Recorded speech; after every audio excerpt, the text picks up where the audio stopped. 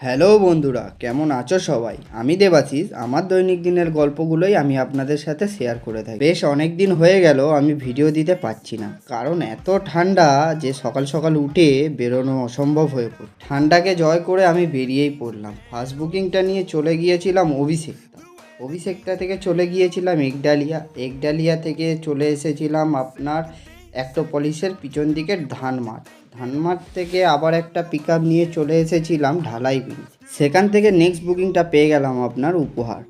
তারপর ওখান থেকে চলে এসেছিলাম পাটুলি। পাটুলি এসে একটু চা বিস্কুট খেলাম। পাটুলিতে দাঁড়িয়ে যখন চা খাচ্ছিলাম তখন দেখা হয়ে গেল অজয়ের সাথে।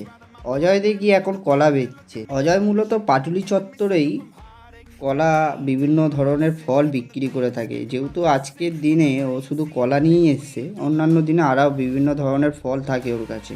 এই ছোট্ট ছেলের স্ট্রাগেলটাও মানুষকে ভাবিয়ে তোলে, তাই ওর থেকেও আপনারা কিছু কিনবেন। এখনের মতন টাটা সবাইকে, দেখা হচ্ছে পরবর্তী ভিডিওতে। ভালো থাকবেন সবাই, টাটা।